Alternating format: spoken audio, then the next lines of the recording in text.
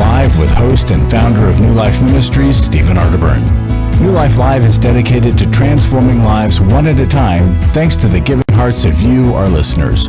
Our goal is to provide you with wisdom from God's Word to give you hope and help in life's hardest places. If you have a question you'd like to ask today, our phone lines are open. Call 1-800-229-3000. That number again is 1-800-229-3000. Now here's Steve. Happy New Year, everybody that is watching or listening. You can watch us on Facebook at New Life. Joining me on this Happy New Year's Day, Dr. Alice Benton. Hi, Steve. And Milan Yerkovich. Hi, guys. Well, and Happy New Year's to you. Happy New Decade, too, right? Yes, Happy New Decade. And this is pretty exciting to spend this time with you.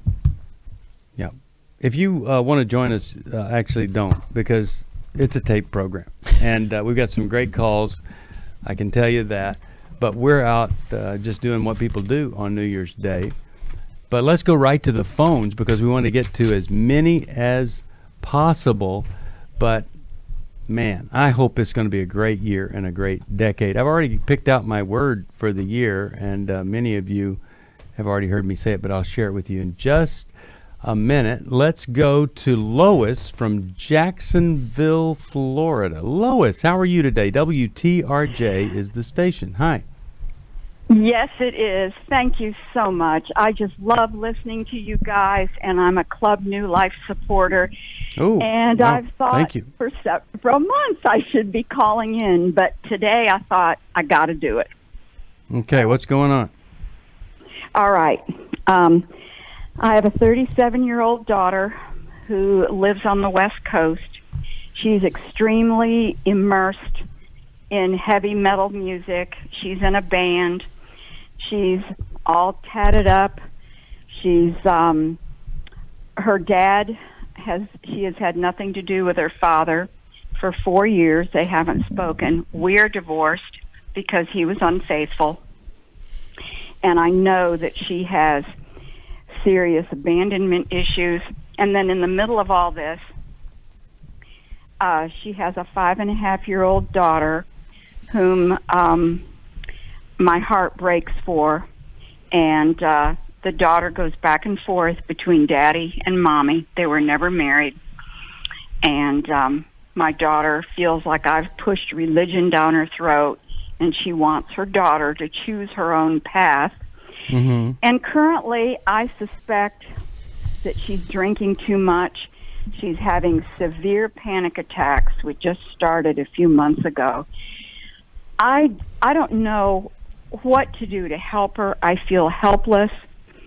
Her brother, my son, who is a committed Christian, sometimes he feels like I should just let it alone and just keep praying for her and let what happens happen.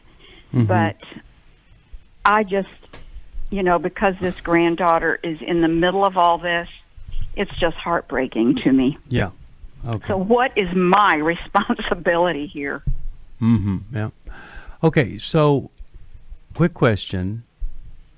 The tattoos, heavy metal music, loss of faith, things like that. The tattoos aren't evil. Some would say, oh, the Old Testament says don't do that. And heavy metal music, there are some born-again Christians that love heavy metal music. Right. I mean, is there some other piece of this where, like, she's sleeping around or she's into drugs or, not just the description of how she looks and what she likes, but is there other stuff here? I don't think there is drug use. I know she's dabbled in the past, and there's a lot of things she doesn't tell me. But so this little girl there's no evidence the little girl is being raised by an irresponsible mother, right? No, I don't think she's irresponsible. Okay. All right. Hold on. We're going to give you some help here. Interesting, tough for you, I know. We'll be back. For most of my life, I've been dealing with an opiate addiction. Why is opioid addiction quickly becoming one of our nation's biggest killers? Maybe it's because it isn't only those who are addicted who are in denial. We did what I see so many parents do, is it can't be an addiction. There's something medically wrong. It's impossible to solve a problem when you don't know what you're up against, and families will try to find any explanation except the one that will put them on the right path. Alcoholism and drug addiction is a family disease. It doesn't affect just the individual. If someone you love is abusing painkillers, know what you're up against. It's time to admit it's addiction and seek treatment. Call us today at 1-800-NEW-LIFE. We have Christ-centered partner treatment centers around the country. Call 1-800-639-5433 or visit us online at newlife.com. We just made a decision. We will do whatever it takes. 1-800-NEW-LIFE.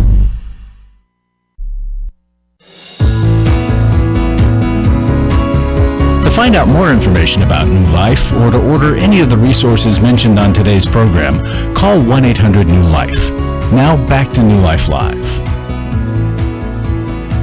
We're back. Steve Arterburn here with Lois and daughter into heavy metal and saying that, well, I'm going to let my granddaughter make her own path here. And Lois wants to know, what is it that I should be or could be doing that would be helpful? Alice, why don't you get us started here with Lois? Yeah. Yeah. I'm sorry. I hate to interrupt. I feel like my daughter is an alcoholic as well. And it's not debilitating yet, but I'm just seeing signs. She gets angry easily, flies off the handle, says things that are mean and cruel. And this is why she and the little girl's father split. They're both a mess, and he's a recovering alcoholic, but he's doing well. So yes, so all of this and the panic attacks, this is what I'm concerned about. Okay. All right. Alice? Louis, my sister, I'm gonna step in close to you, and I'm gonna make a guess, Okay. and it might be hard for you to hear. I wonder if, with the best of intentions, you have been a little more heavy on the criticism and what comes across to your daughter as judgmentalism, rather than building her up and being able to point out the good that she has done with all the loss in her life. Might that be true about you? Yes, it is. Oh. And I've backed off on that and told her that I love her dearly, and that she says, Mom, this is the path I've chosen, and you knew that. And I don't know, there's so much. Yeah. She's in such a negative, dark world, it's hard for me to find things that are positive. Does that path, when she says, I chose that path, does that mean as a non-believing or non-active Christian? I don't think she is saved. I think she's an unbeliever at this point. There's no fruit there. Okay. You so humbly acknowledged that my guess was accurate about you, and I love that you know that. You can admit it, and you have already backed off. Now, I'm going to ask you to take it a couple steps further, which will be to acknowledge to your daughter, even if you've done it before, to do it again. I realize that I have pushed my faith, and I have been critical, and I have been judgmental of you, and I think that's irritating to you, and it has pushed you away from me. And I have tried to back off, but I want to acknowledge that I did this for many years, and I want to invite you.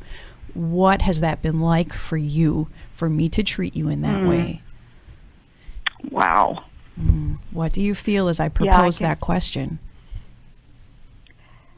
I can do that. I know when she gets in a tough place, she calls her brother, who is living for the Lord, and she wants his advice. She does keep a lot from me. I know there's a lot of anger toward her dad for walking out on us and being unfaithful. Louis, do you tend to give unsolicited advice? Yeah, I probably do. Okay, all right. So that's a great area to be able to back off even more, to leave space so that your daughter can start to seek out your wisdom. Whenever unsolicited advice is pushed on us, we just tend to shut down and we can't hear it. This question, asking her how it's affected her, will be a big investment in your relationship. Thank you for that willingness. Okay. Milan, any thoughts here? Yeah. I think that's a brilliant question, Alice. And Lois, I recommend that you listen to that and realize this has been something that potentially you've been doing for a long time. So there's no quick solutions. It's an open dialogue. It's confessional. But also to realize the panic attacks might be happening when she does not have a lot of stimulus. So if she's got loud noise, big distraction, if she's drinking or in front of a crowd and a lot of music, we don't feel. Yeah. Then all of a sudden when the lights go down, everything's quiet, that's when panic rises up. I love that she is trying to call her brother and for her brother to be a point of contact. That's a very good sign. But the answer is she needs to understand where that panic is coming from, and she needs to understand that distraction is a temporary way to make it go away. And alcohol is also one of those temporary ways. The panic and anxiety needs to be worked on and dealt with separately. But maybe your son is the one that's best able to help with that. And let him know that your son could turn him towards New Life, and we could set her up with a counselor right there in her area who could help her with panic. All right, I'm going to send you 3 Life Recovery Bibles and workbooks, and one for you, one for your son, and one for her. Maybe the son can give it to her at some point. And I'm going to send you Take Your Life Back, and I'm going to suggest Al-Anon for you could really be a powerful group to help you sort through all of this. 1-800-NEW-LIFE. If you need help or need any kind of resource, we've got it there for you. Please call us at 1-800-NEW-LIFE.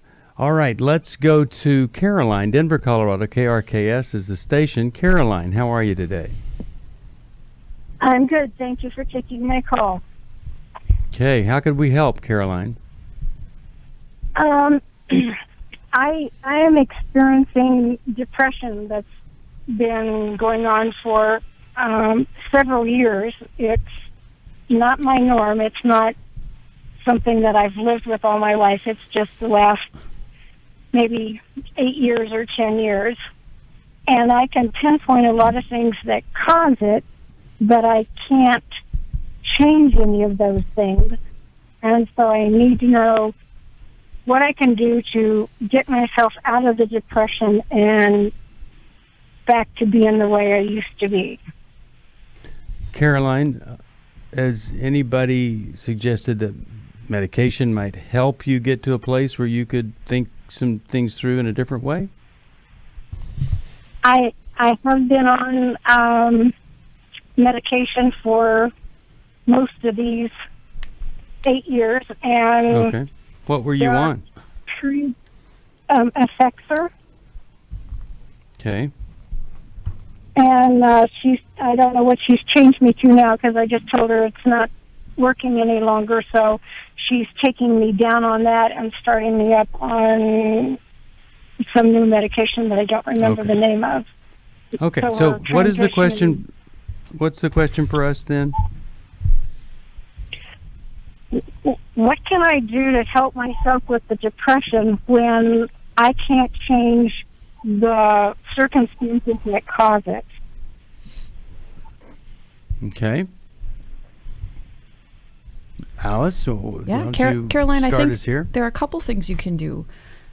Depression often has underlying anger and beneath that grief that have not been fully expressed and witnessed by another person with empathy and love and grace.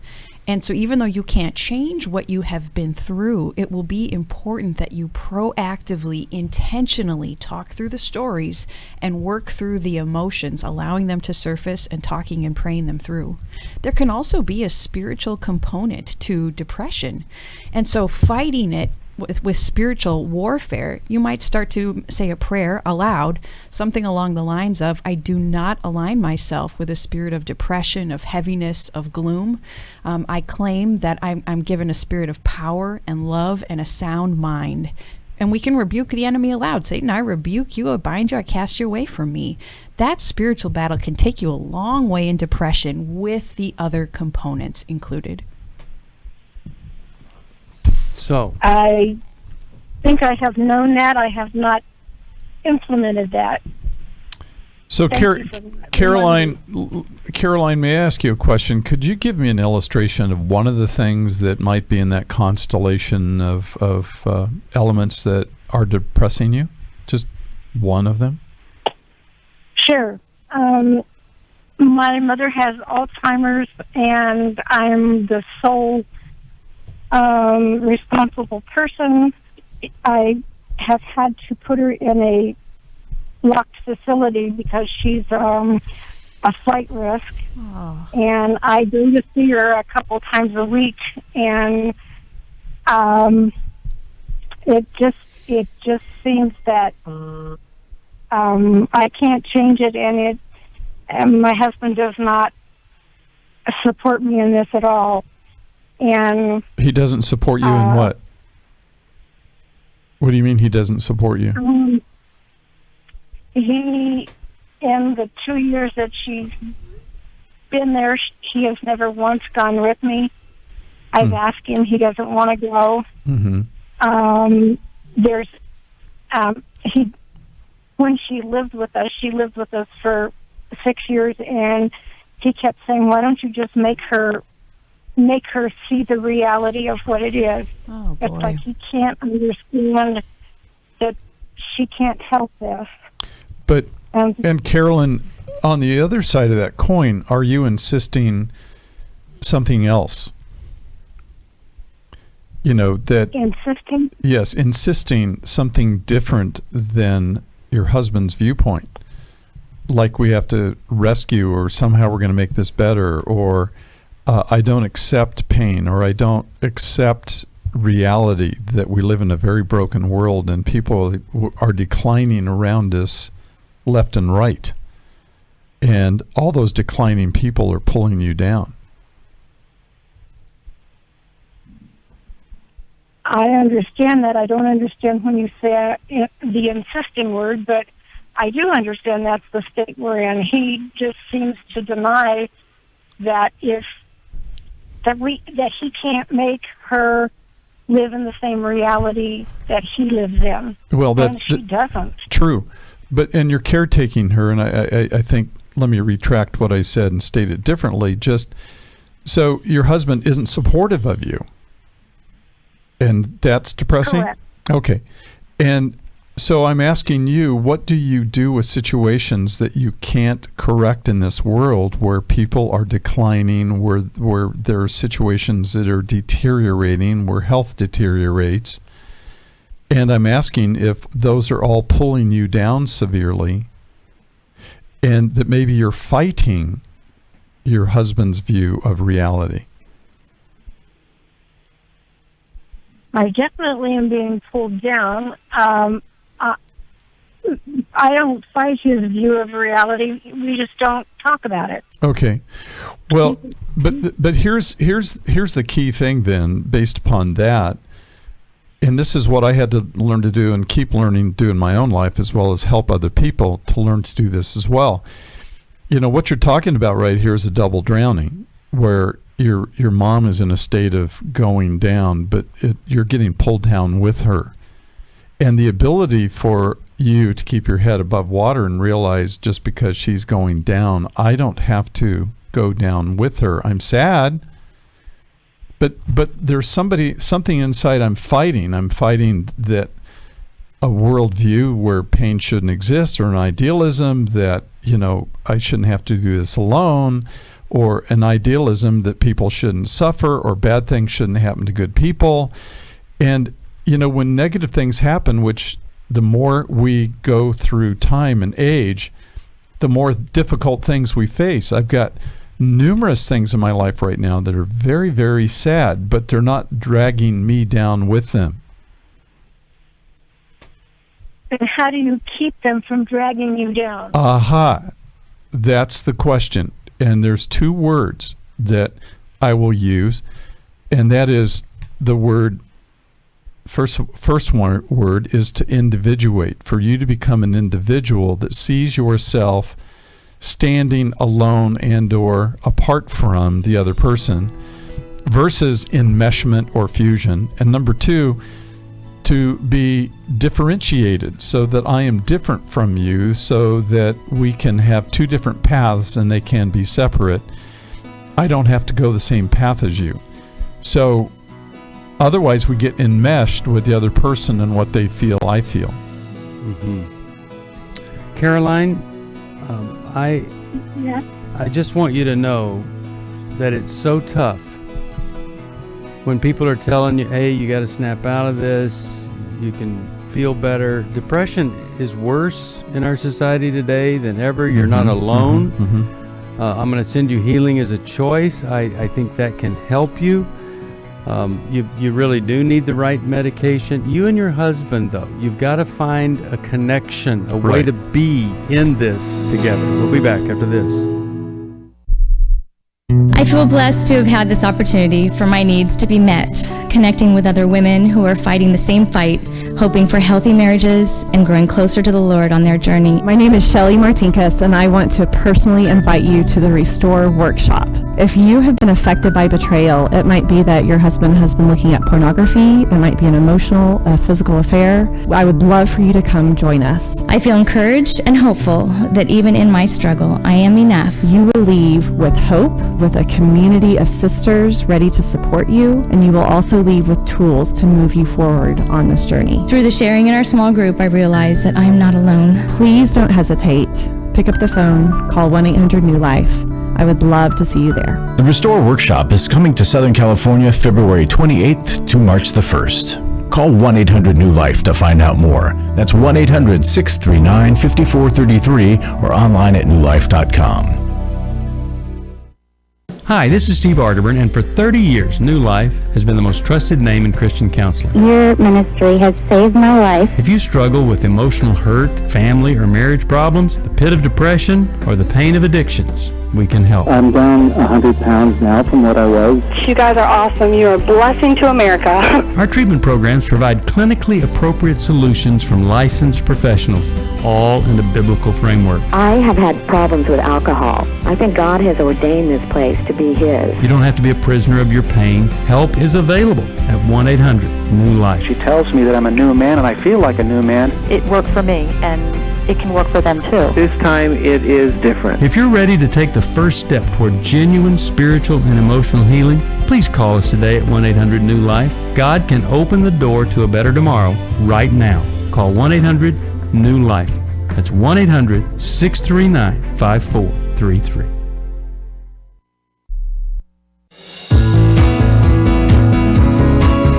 We'd love to hear from you. If you have a question or a comment, call toll-free 1-800-229-3000. Now back to New Life Live.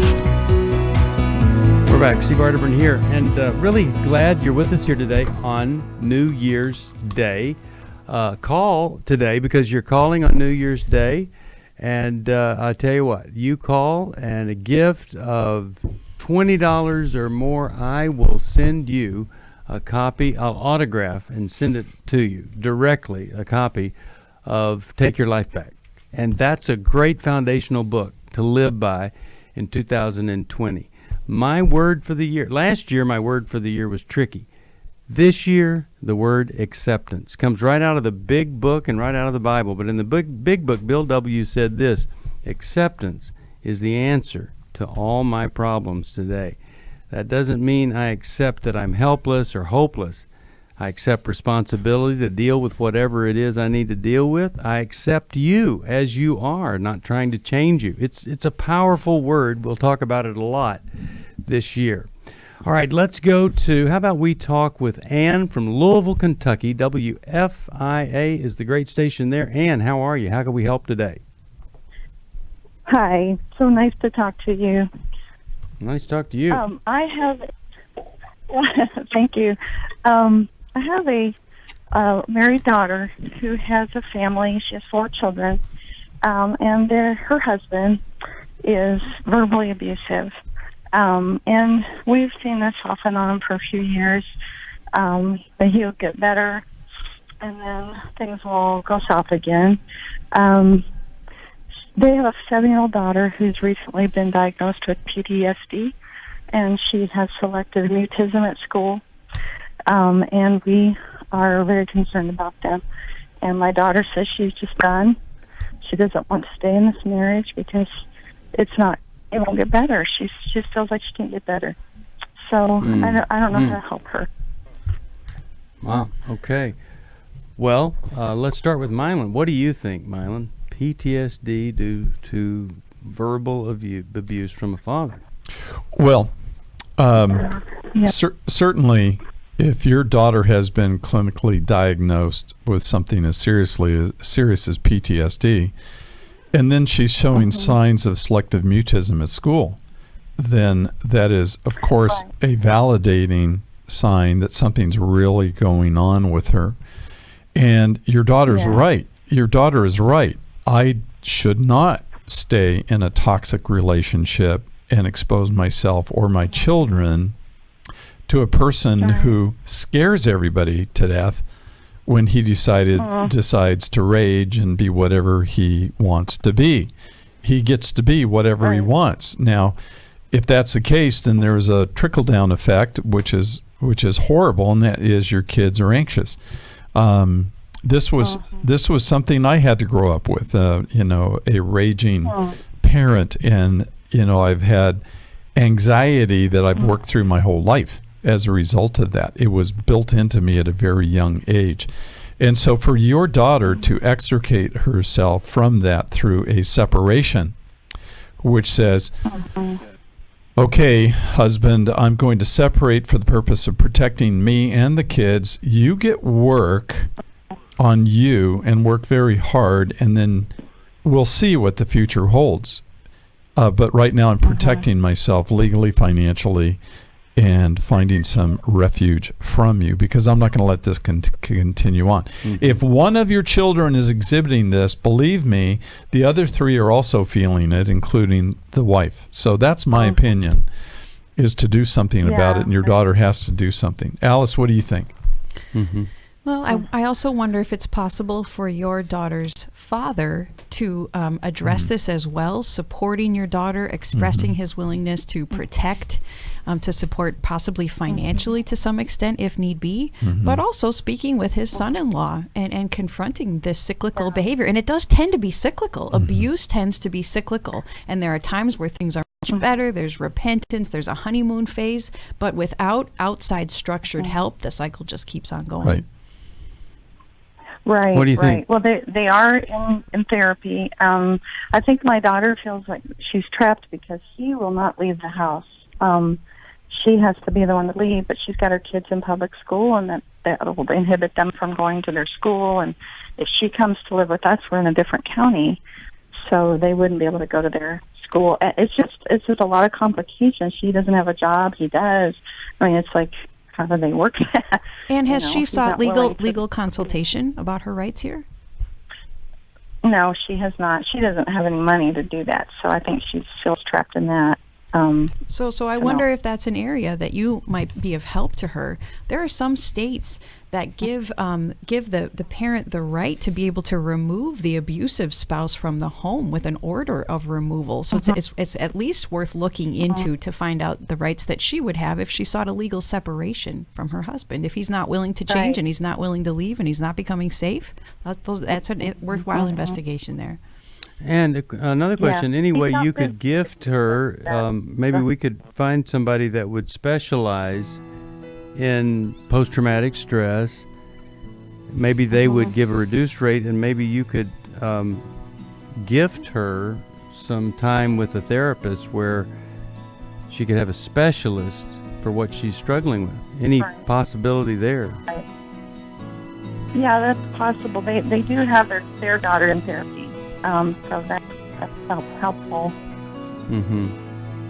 Well, I tell you, so many people are free because they treated the trauma, specifically the trauma and nothing else, and then everything starts to be manageable, or you can deal with the other things better. But first, the trauma needs to be addressed. Let us talk with you off the air about maybe a possibility there.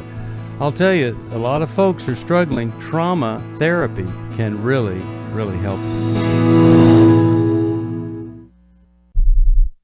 My wife had found me out through my past and my sexual addiction since I was a small child. It really gave me the opportunity to start digging into my past, start digging into my childhood, figure out what was causing me to feel the way I was feeling. Every Man's Battle will really give you that opportunity because all the guys there in that room are there for the exact same reason you're there. I don't want to be the reason that my kids are going to counseling. I don't want to be the reason that they begin to struggle with the same issues that I'm struggling with, and I've got to put an end to this. Yes, you can be different. God does love you. You can be forgiven for this, and there's a way out of this.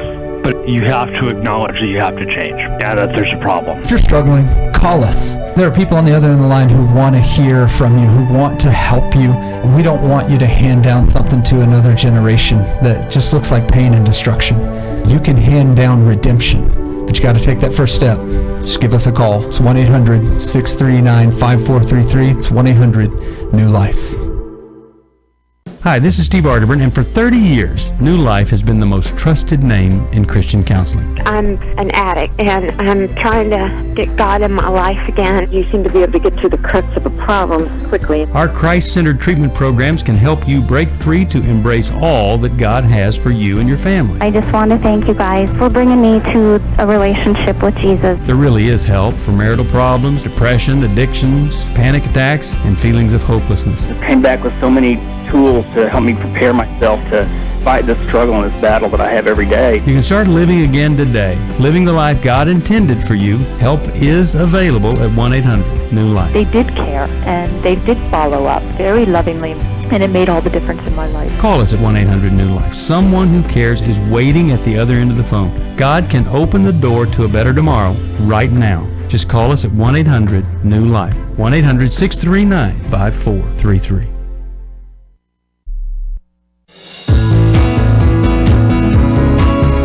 Glad you joined us for New Life Live.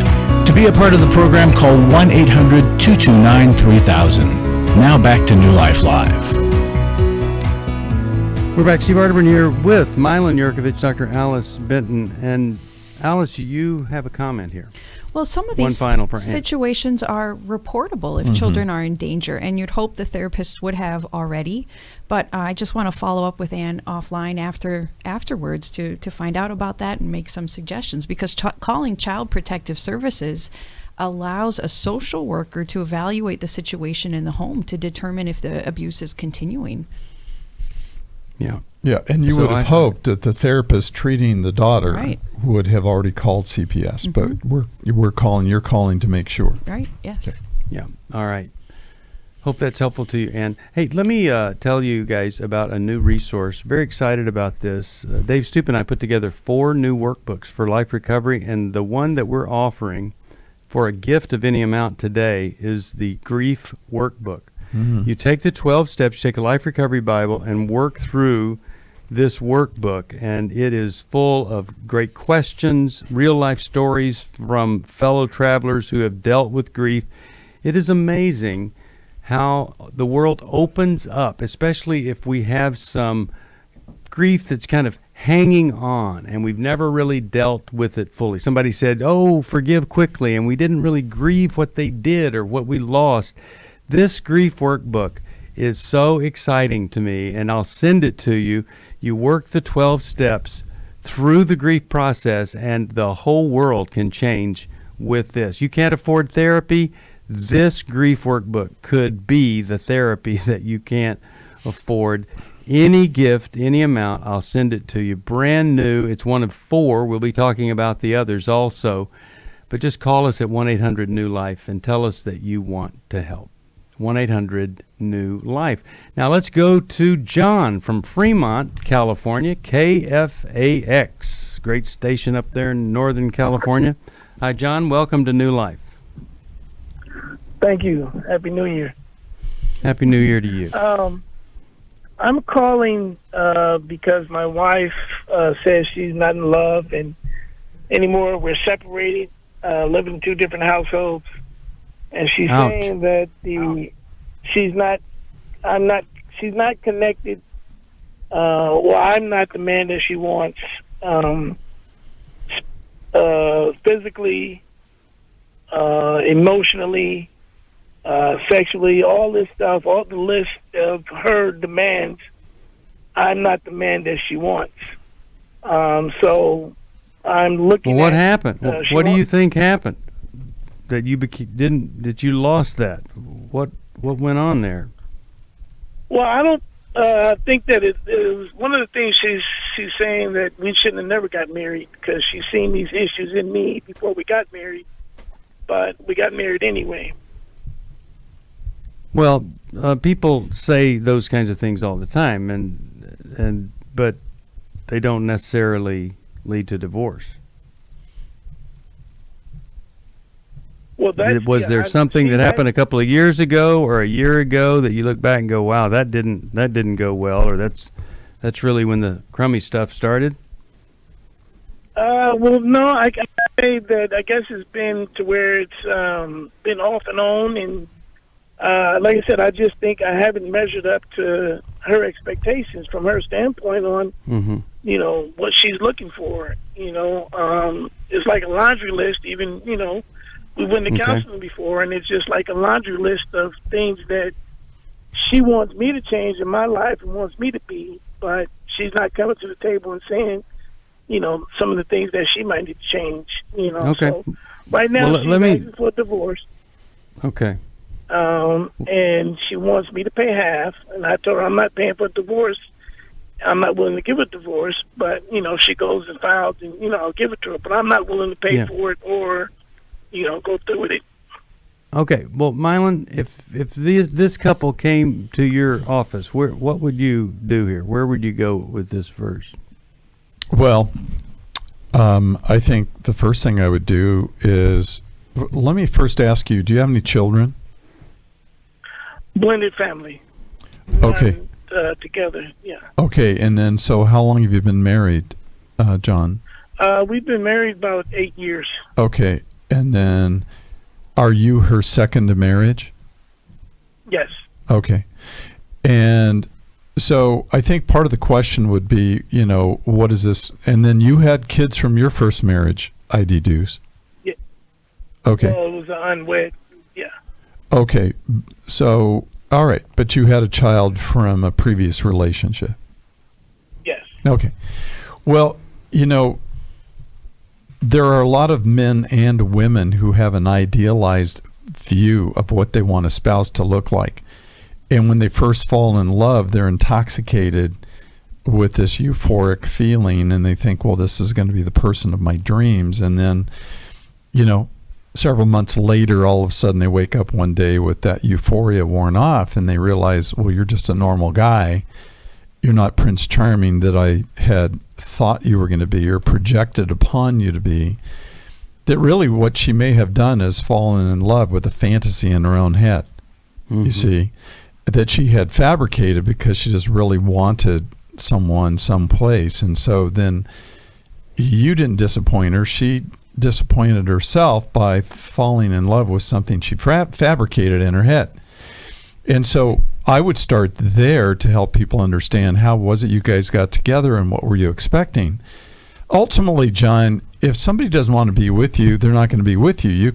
I like how you're fighting. I'm liking how you said, I'm not going to pay for this. If you do this, I don't have any other choice, but I'm not going to support it. I'm not going to pay for it.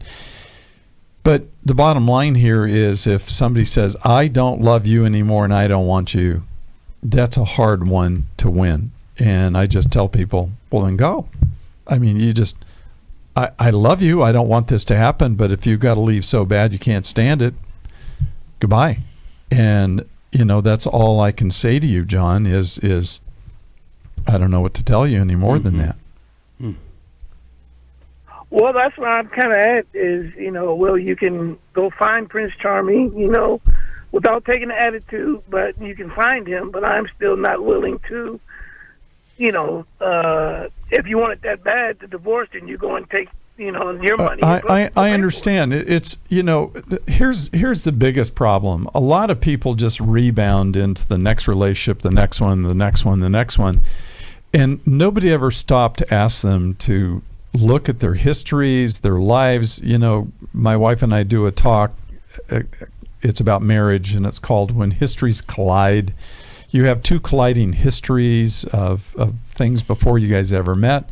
And then people, they get a divorce or they're unwed and they're a parent, and then boom, they find each other and they're immediately married or married pretty quick. And nobody ever takes them through a process of asking, who are you? Who is the other person? What are your expectations? Under what basis are you getting married? And so nobody ever helps anybody examine anything. And I think the church at large is very guilty of not asking enough hard questions when they perform ceremonies with people. Well, to your point, Milan, a lot of people know what the other person's like when you're intoxicated on romance, but they don't know what the other person's like when there's a conflict and you've got to say, hey, I don't agree with you. We've got to go a different direction. Right. Don't know that at all. Alice, your thoughts? John, I just hope that you're also willing to take a hard look at yourself and how you have added to the problems and the deterioration in the marriage. I know without a doubt your wife is imperfect, but so are you, and so am I. And if you're just waiting for her to identify and confess her sins, then you're losing the chance to do the good work on yourself to become the man that God wants you to be. And there's a chance that if your wife sees you investing in that, in your character growth and working on the issues that John has, that might change her mind. That might turn her head, and it might not. But you will end up better in the long run if you're willing to do that.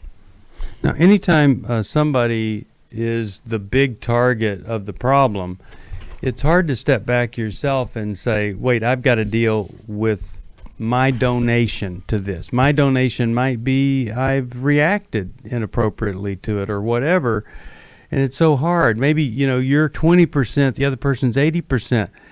But when you start to humbly deal with your 20%, it sometimes initiates some change in the other person. Now, let me tell you what I've asked people to do, and I've got a list of folks that it's worked. Okay, we can get a divorce, but I want you to go to this marriage intensive with me so that we can say we did everything possible before we divorced. And I'm going to tell you something. You get her to go to that. You say, I'll do this, but you have to agree on February 14th, we're going to go to this intensive. And let's just see if this can be saved. And most of those marriages that do that, they're saved. We put it back together. They both see things they've never seen before. That's what I would want for you. That could be huge for your marriage and for your future. Any of you that are thinking about divorce, don't wait for somebody to say, hey, do this or that. Just say, look, before I move any farther in this divorce, I'm going to go. We're going to go to that and see if it'll help.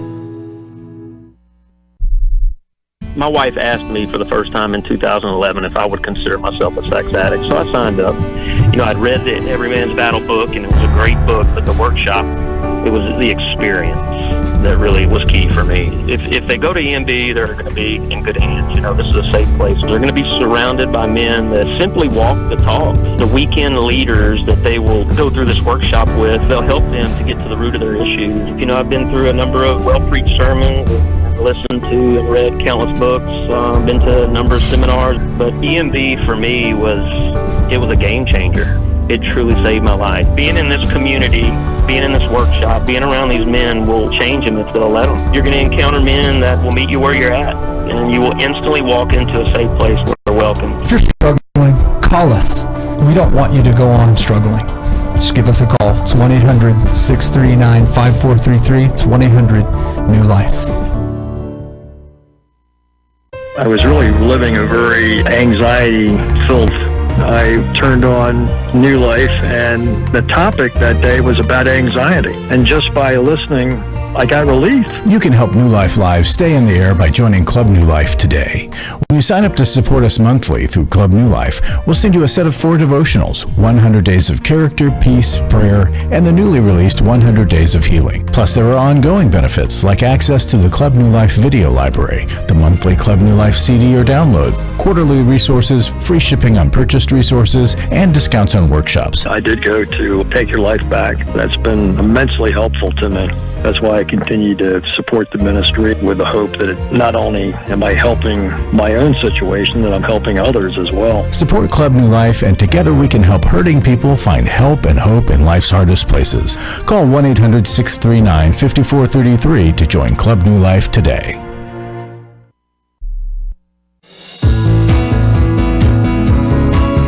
To find out more information about New Life or to order any of the resources mentioned on today's program, call 1-800-NEW-LIFE. Now back to New Life Live. We're back. Steve Arterburn here. Let me take a minute just to tell you that in 10 days, Every Man's Battle is on January the 10th in Washington, D.C. That's our first intensive this year, and that could be the intensive that changes everything. If you're married to somebody that's struggled with sexual integrity, why don't you say to them, hey, here's the best thing you could ever do for me is just go. If you're a guy and you're struggling, this will stop the struggle. You'll have a path, you can do this, and you'll be so proud of yourself that you didn't drag this through a new year or new decade. Intimacy in Marriage is February the 14th. That's the next one. That's in Orange County. And we can take a good marriage and make it great, or at least the Lord can do it through us and your help.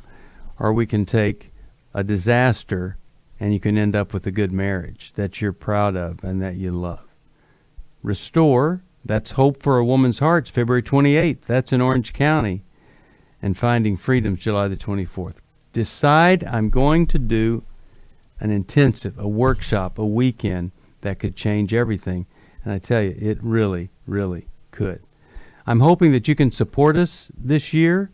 A lot of times people, they give at the end of the year and then they don't give, and I'm just praying that you will. And if you do, I'll send you this wonderful Life Recovery Workbook for Grief. It is so powerful to do the grief work. You can do it with a friend, in a group, or on your own. Just call us, a gift of any amount, and this is yours. Really excited about this. Well, I wish we had a lot of time, but we don't, and I've only got time for one more phone call, and that's going to be Angela in Atlantic City, New Jersey. And I'm sorry I couldn't get the rest of you, but thanks and maybe you could try us back tomorrow and we could do it then. Angela, Atlantic City, New Jersey, WFIL. How can I help you today? Yes, hi. I have a son who is now 20. His problems actually started when he was diagnosed at 3 for special education. They told me like around when he was 5, like his IQ was 58. However, they placed him in a autistic setting, which he was not supposed to be, because he was supposed to be in behavior problems classes. And then I took him out of that at about 7 or 8. And then, he just suffered a lot of bullying throughout his whole entire school year. So when he got ready to graduate this year in June from high school, his behavior now became, I think he was now fearful of leaving school because he didn't know what was going on. And then he started to now punch me if something didn't go right for him, like, a resentment, like he was blaming me or something like that. I don't know what exactly it is. He's hitting you, though? Is that what you're saying? He's hitting you? Yes. Yes. He had to go in crisis because people call the cops, when the first time it occurred, people called the cops. And then, the cops took him to crisis. He was in crisis for a couple of days. And, that kept on happening over a period of maybe 3 or 4 months. So what is the question for us? How could we help you today? The question is, it appears like it's mental health, but I think it's more spiritual, like in the spirit of him. He's a Christian, and he knows the Word of God and everything, but these things just shoots up when you get frustrated and can't handle anything. So I would like to get him some counseling, some Christian counseling, or somewhere where they can do that test that they, scan the brain to see, what's going on. Because in a few months ago, I got a assessment from a speech therapist who said that he was emotionally at like age 7. Yeah. Okay. Well, we can certainly connect you with the Amen Clinic, and they can do an assessment. But whether it's spiritual or it's emotional, he's going to need to get some help, and you're going to have to set some, you could say, boundaries, or you're going to have to be sure that there are certain things that are unacceptable, and he knows that you're not going to allow it or enable it or endorse it. Milan, you have a thought here about what Angela could do? He's 20 years old, and sounds like he's not been given the best of care over life. This is really difficult, but you're going to need a lot of support, Angela. You know, if he's 20 years old, just graduating from high school, and he's living with you, but he's emotionally 7 years old, and he is physically, behaviorally attacking, and then emotionally frustrated and can't manage and regulate himself, you're going to need support. He needs to be in some other setting. You need to be thinking, okay, where can I help my son go that he can get guidance and help and developmental help? It's good that he has various groups evaluating him, and he has that paper trail. In California, there are regional centers set up to help kids with developmental or various kinds of issues. And I would really want to depend very heavily upon, the county and what are the resources to help him, because he cannot stay with you for the rest of his life, especially if he's hitting you. He needs to be moved into something that's going to help him grow and become as independent as he possibly can. Yeah. Alice, you have a quick thought here for her? It might be encouraging. Angela, the group NAMI, the National Alliance on Mental Illness, is a great support for family members of those suffering with mental illness, and that will link you into a lot of resources, and it will get you in groups with other parents who can understand exactly what you're going through. And it's always worthwhile to consider the spiritual side of the battle, and if your son can, during times when he is calm, to engage him in prayer against the enemy, to teach him about that, and to equip him to do that as well. That it's always beneficial to engage in those prayers. All right, I'm going to send you Every Man's Bible to give to him, and I'm going to send you Take Your Life Back, hoping that that's something that can be encouraging to you. Now, I want to just take a second here and let Larry talk to us about the support that we need here in 2020. Larry? Well, Steve, Happy New Year. Happy New Year, yes. Excuse me. There's a verse in 2 Corinthians 9:8. And God is able to bless you abundantly, so that in all things at all times, having all that you need, you will abound in every good work. And I'd like that to be an encouragement to our listeners, but I would like our listeners to know that's the way we see New Life. And for us to abound in that every good work, to have everything that we have and to be blessed abundantly means that you'll need to give some support to New Life, because we cannot do this ministry without folks like you sending a gift of support, and it makes a difference. And there's so many ways you can do it. You can make a one-time gift, you can give a gift of stock, you can join Club New Life, you can leave us in your will or estate plans. There are a lot of things that you can do, and I just want to encourage you to please consider New Life in this new year, and God will bless you abundantly. He'll bless New Life, and in that process, New Life will bless so many other people. Well, Larry, I was talking to one of our supporters, and he said, let me tell you why I support your ministry. You do what you say you'll do. And I know that to be true, and you have a great team that you lead, and they do what they say they will do. We follow through. We care. We want people to be transformed, not just to feel better. If you want to support a ministry that cares about people totally changing every part of their lives, call us at 1-800-NEW-LIFE. We would not be doing this if we hadn't seen dramatic miracles take place in people's lives. 1-800-NEW-LIFE. Thank you, Milan. Thank you, Alice. Thank you, Larry. Thanks to all of you who listen, watch, and pray. Have a great day. We hope this program has helped you by giving you insights for handling the challenges you face in your life. We want you to know that we're here for you, but you also need to know that New Life Live is a listener-supported ministry. To make your donation or to get any of the resources mentioned on today's program, call 1-800-NEW-LIFE. That's 1-800-639-5433, or write to us at New Life Ministries, P.O. Box 1029, Lake Forest, California, 92609. Please join us again tomorrow for New Life Live. Hi, Steve Arterburn here. Thanks for watching New Life Live on our New Life YouTube channel. You know, you can see it anytime. Hope you'll subscribe, and when you do, hope you'll turn that little button thing on, the bell, so that whenever we post a new video, it'll ring right through. Now, if you go to newlife.com, you'll see the schedule of when we're in the studio, which is helpful to know if you have a question for the program, or you could go to newlife.com or call us at 1-800-NEW-LIFE. You could do this on the app. I mean, there's so many ways that you can stay in touch with us and know when we're there, because we want to answer your questions. So thanks for watching right here on the New Life YouTube channel, and we'll see you next time.